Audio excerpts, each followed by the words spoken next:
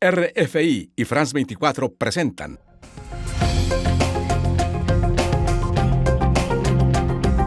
En Primera Plana, Andreina Flores. Bonjour desde París, saludos desde los estudios de Radio Francia Internacional y France 24. Comenzamos una nueva entrega de nuestro programa En Primera Plana con el tema que está en boca del mundo entero, literalmente, los primeros 100 días de gobierno de Donald Trump. Y esta vez vamos a poner el foco en el impacto que ha tenido esta primera etapa de Trump en América Latina. ¿De qué hablamos? De aranceles, de inmigración, de amenazas de recuperación del Canal de Panamá, deportaciones a El Salvador y en general estas relaciones tensas entre Estados Unidos y sus vecinos del sur en estos 100 días. Están con nosotros en los estudios Guillaume Ascari, periodista independiente, especialista en América Latina. Bienvenido, Guillaume. Muchas gracias por la invitación. Y tengo también a Florence Pinault de Villechenon. Lo dije bien, ¿sí? De Villechenon, profesora emérita de la Escuela Superior de Comercio de París, quien dirige también el Centro de Estudios de Investigación América Latina-Europa. Bienvenida, Florence, bienvenue. Gracias, merci. Los 100 primeros días de gobierno de Donald Trump y su impacto en América Latina, hoy, en Primera Plana. Donald Trump asegura que estos 100 primeros días de su segundo mandato son los más exitosos de cualquier administración de la historia estadounidense. Por supuesto, eso es discutible, pero lo que sí es seguro es que han sido 100 días que han puesto al mundo de cabeza. Guerra arancelaria, una política anti-inmigración sumamente severa, alianza con los gobiernos de derecha de América Latina, Bukele, Milei, la amenaza de recuperar el Canal de Panamá. En fin, América Latina entra en estado de alerta ante cada palabra de Donald Trump y los efectos en el terreno, en la cotidianidad, ya son palpables. Incluso algunos hablan de la política del caos. Pero primero vamos a ver lo que dice la prensa. El País, 100 días de Trump, 100 días de miedo, de caos y abusos de poder. El Diario Español pone el acento en el miedo que genera el presidente estadounidense en todos los sectores, en el sector comercial, migratorio, incluso en el propio campo republicano. Luego tenemos también la Deutsche Welle, Trump sacude a América Latina en tiempo récord. El diario alemán enumera los fuertes anuncios de Trump relacionados con la región. Hablamos de vuelos de deportación, de aranceles, de alianzas con El Salvador, entre otros. Y el Universal de México dice: expulsaremos a cada migrante. Y creo que esta portada define lo que más ha afectado a América Latina de la boca de Trump: la expulsión de migrantes, tanto legales como ilegales, hay que decirlo. Y con ese tema justamente comenzamos nuestra ronda de preguntas con nuestros dos invitados.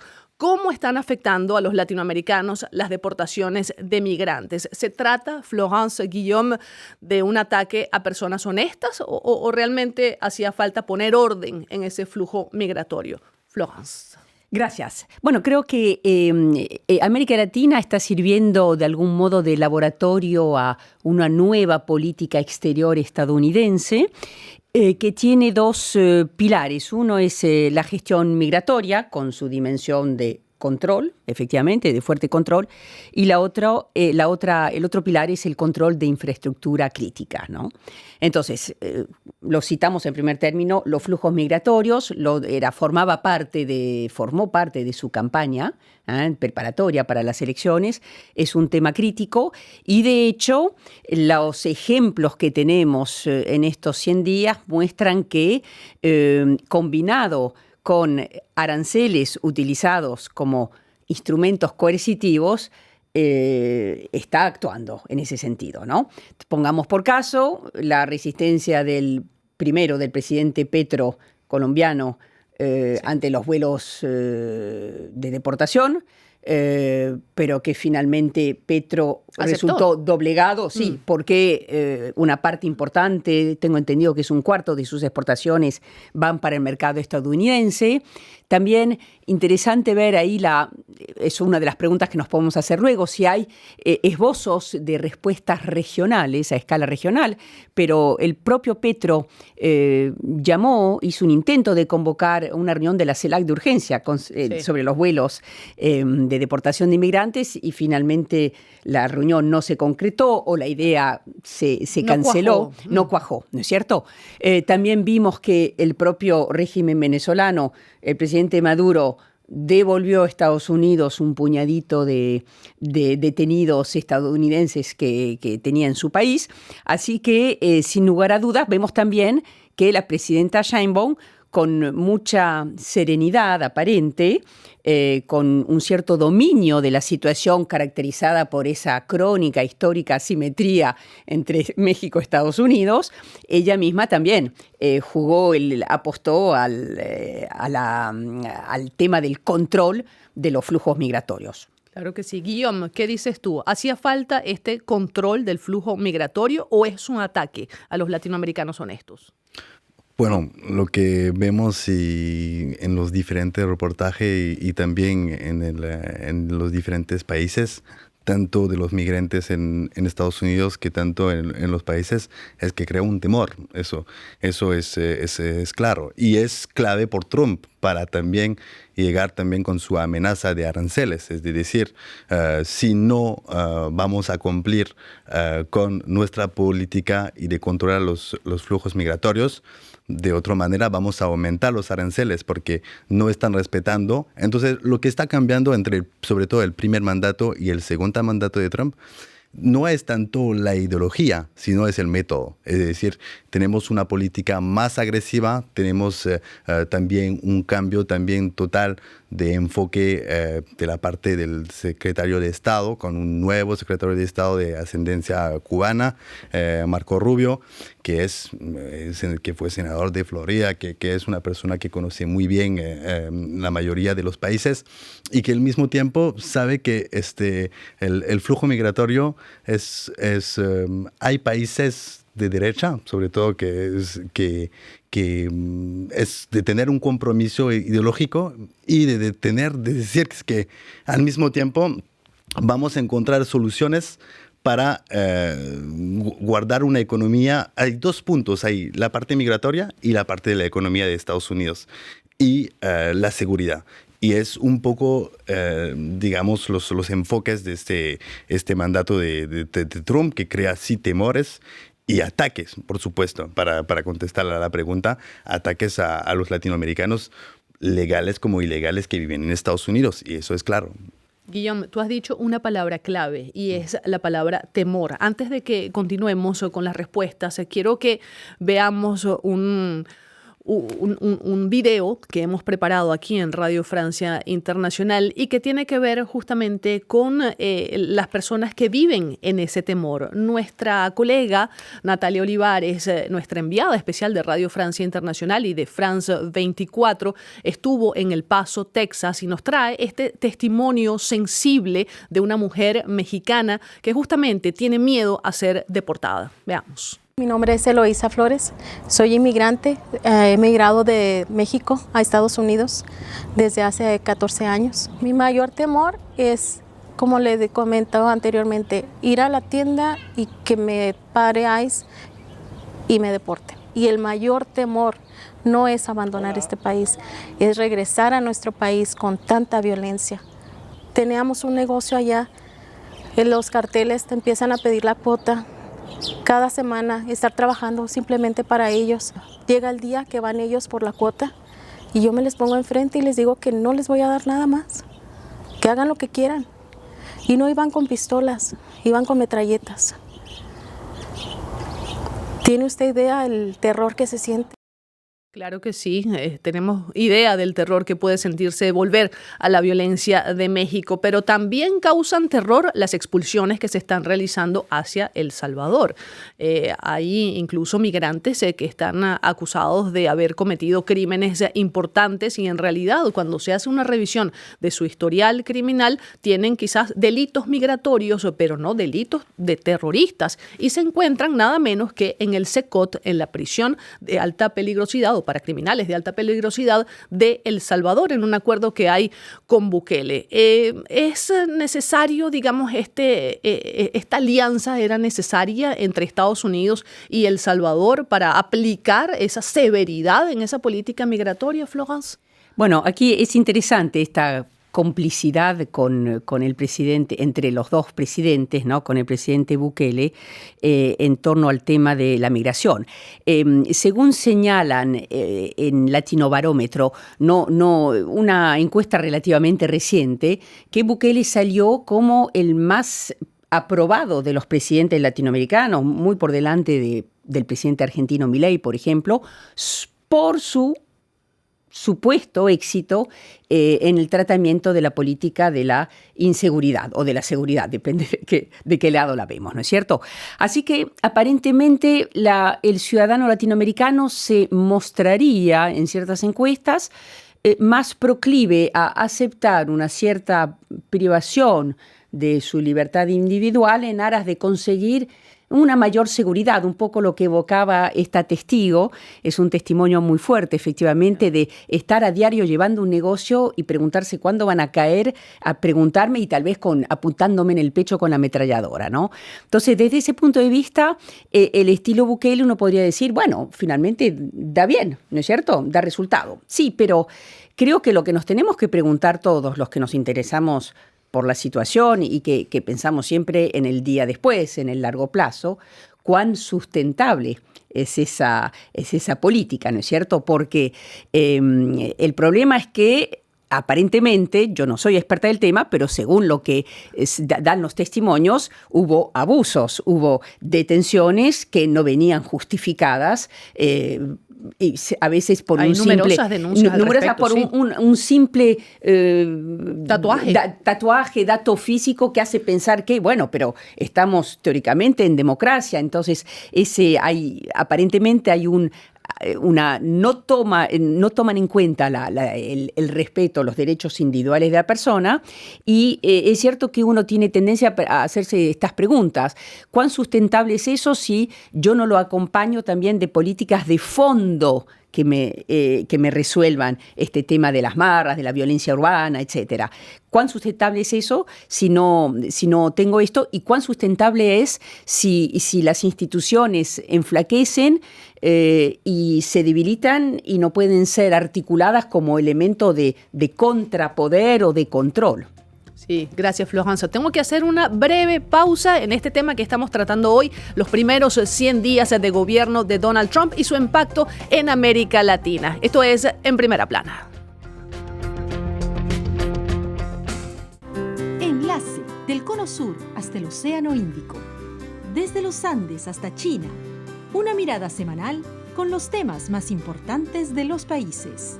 Presentado por los corresponsales de France 24 en español. Enlace en France 24 y france24.com.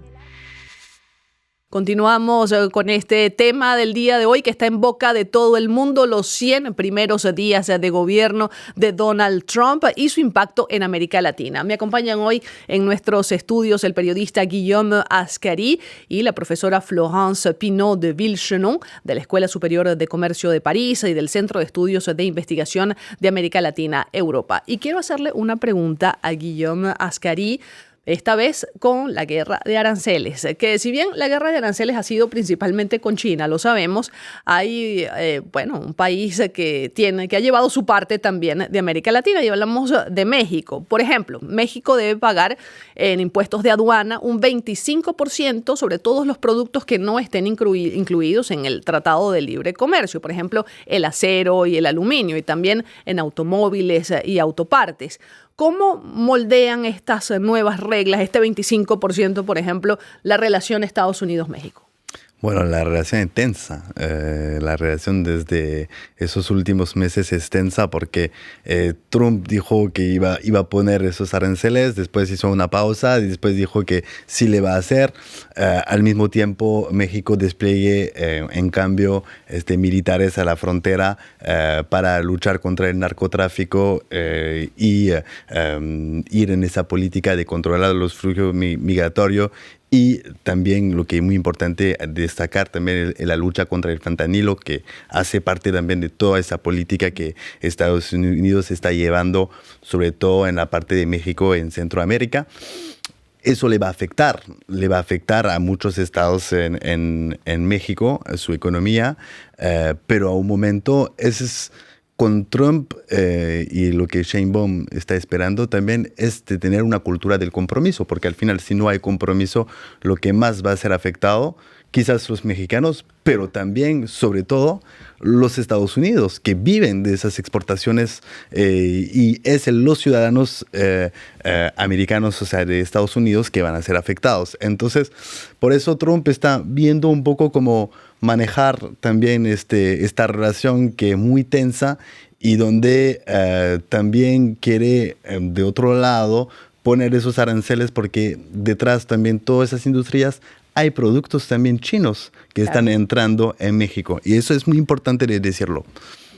Florence, quería hacerte una pregunta con respecto a lo del fentanilo, porque Donald Trump insiste en que México no hace lo suficiente para frenar el tráfico de drogas hacia Estados Unidos, habla de una tolerancia del gobierno mexicano con los carteles y le exige justamente más acción a cambio de un trato preferencial a nivel migratorio y a nivel comercial.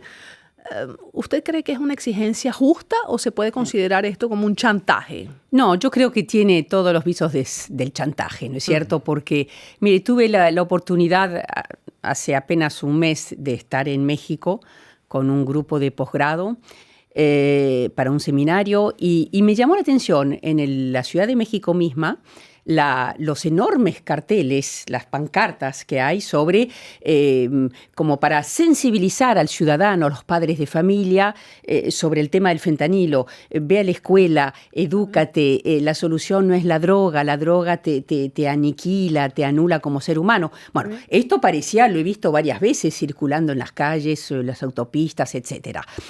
Además, según lo que dice la presidenta Sheinbaum, y no hay motivo para no creerla, ella propuso más de una vez una cooperación, sentarse en una especie de mesa de colaboración y articular con los ministros de salud un diálogo al respecto para que el combate sea obviamente en el mismo México, pero también en Estados Unidos, donde yo no soy experta del tema, pero tengo el sentimiento que en materia de mensaje público, de educación pública, no hay mucho hecho sobre campañas contra el fentanilo. Y esto del fentanilo es complejo porque además nos lleva... También se vincula el tema de las migraciones y del cerrojo migratorio, nos vincula con el tema de la categorización de los narcotraficantes como movimientos terroristas. Ya.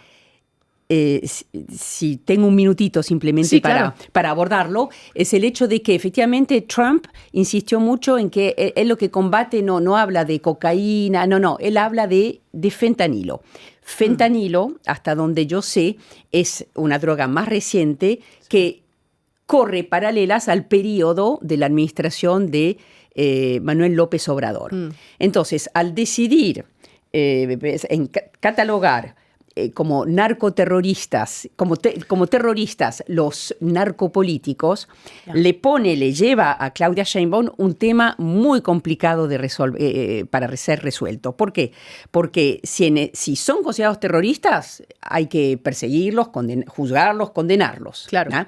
Pero muchos tienen una dimensión política y que toca al anterior gobierno. Y aquí las dos preguntas. ¿Aceptará Claudia Sheinbaum defender sus conciudadanos supuestamente involucrados en delito de droga, con el coste a pagar de que finalmente soy un gobierno que apoyo o no combato todo lo que debiera el narcotráfico, o al contrario aprovechará la presidenta de México esta ocasión para tal vez emanciparse de la tutela de López Obrador y finalmente mostrar que tiene un gobierno que persigue a los narcos? Es interesante el tema porque está todo esto en ciernes. Habría que ver, y yo pienso que Claudia Sheinbaum está todavía muy nueva en su gobierno para tomarse esa libertad. Me atrevo a opinar. Sí, totalmente, pero es interesante el planteo que va a generar. Claro que sí. Guillaume, Hablemos ahora de Panamá. Cambiamos de México a Panamá porque el presidente Trump ha insistido en la necesidad de recuperar el canal de Panamá y de frenar la influencia china en esa vía. Y bueno, declaraciones que recuerdan, por supuesto, las operaciones militares de Estados Unidos en 1989 en Panamá, que todavía dejan un recuerdo bastante negativo, ¿no? Bueno, estamos hablando de un estimado de 1,000 muertos en ese momento, así que todavía ese sentimiento está muy presente. Incluso algunos hablan de un regreso del intervencionismo estadounidense. ¿Se puede considerar así cuando escuchamos decir a Donald Trump que quiere recuperar el canal? Yo creo que estamos lejos de esa doctrina Monroe que están hablando ahora. Como le decía, hay una política, nueva política de Estados Unidos hacia América Latina, pero hay un cambio de método y hoy día este canal que fue inaugurado en 1914 por justamente Estados Unidos, que fue traspaso después al final de los años 90 a Panamá, hoy día es 100% panameño, no es la gestión, no lo hace el Estado de Panamá, lo hace una empresa privada y seguramente sí, vemos que lo que hay detrás es que hay muchos productos chinos también que entran por esa vía, como el puerto de Chancay, que se inauguró también en noviembre en Perú, que va a ser también otro punto estratégico por China. Pero yo creo que al final no veo ahora una postura de Donald Trump y de los Estados Unidos como regresar a un intervencionismo en Panamá, en la región, primero porque Panamá quizás no es un país alineado. Es un país que no está alineado, pero que no está aliado tampoco socio, está socio por diferentes sectores en el comercio con Estados Unidos.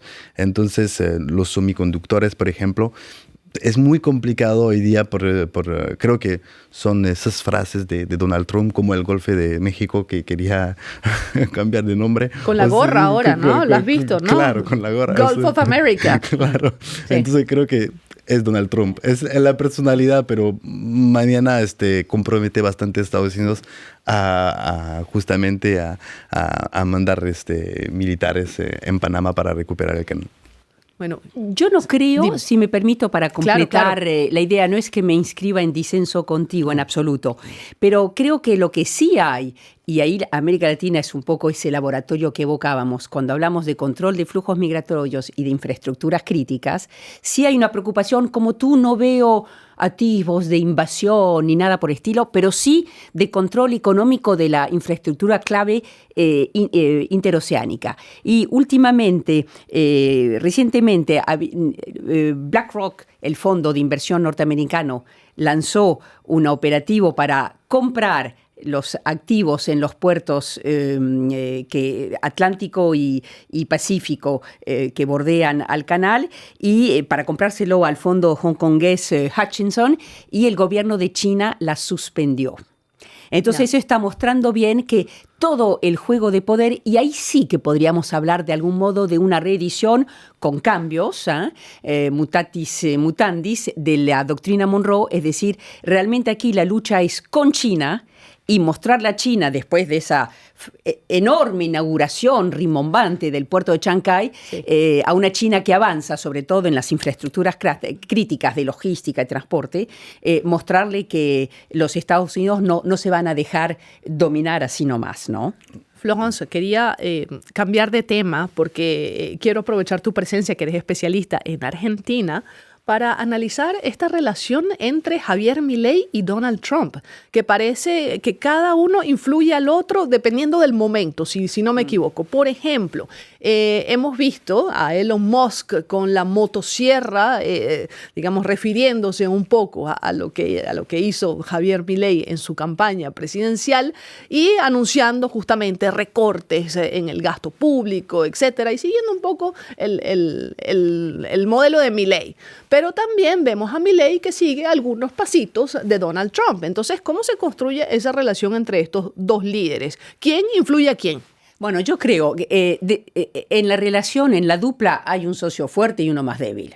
creo que no necesitamos aclarar Sí. cuál es el fuerte y el dominante, que son los Estados Unidos. Argentina está apenas saliendo de una situación económica muy difícil y estaba esperando, como el agua de mayo, como decimos en Latinoamérica, que saliera el acuerdo con el Fondo Monetario Internacional, acuerdo en el que Estados Unidos como país miembro es muy, muy influyente. Entonces pienso que ahí Javier Milei, en ese sentido, la relación con Estados Unidos y con el gobierno de Trump es importante. Además de eso, es cierto que Argentina se está configurando un poco como un socio próximo en el espectro político a las ideas trumpistas. El hecho es interesante, esta exportación del símbolo de la motosierra, porque es muy brutal al estilo de ambos presidentes, ¿no es cierto? Es muy clara también, porque uno imagina el serrucho que corta.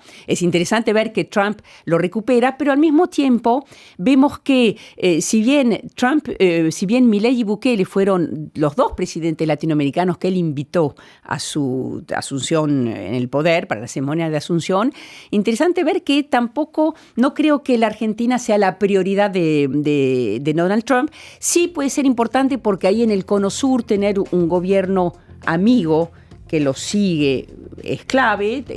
Tenemos un Brasil que está bajo la órbita del PT, un Chile que va a ir a elecciones pero que está con un gobierno de izquierda, etcétera, una Bolivia más. Y ahí tenemos una Argentina que aparece como amiga de Estados Unidos. Pero otros señalaban que el presidente Milei hizo un viaje relámpago a Estados Unidos de 36 horas apenas para ser recibido por Trump y hubo un desencuentro protocolar, el encuentro no se hizo, entonces esto lleva a decir, bueno, Argentina no es la prioridad número uno. Sí pienso que es importante, y para Milei obviamente era importante que salió el acuerdo con el Fondo Monetario. Se nos acaba el tiempo, llegamos al final de esta entrega de En Primera Plana. Gracias Florence, gracias Guillaume y gracias a todos ustedes por acompañarnos para analizar estos 100 días de gobierno de Donald Trump. Yo soy Andreina Flores y esto fue En Primera Plana.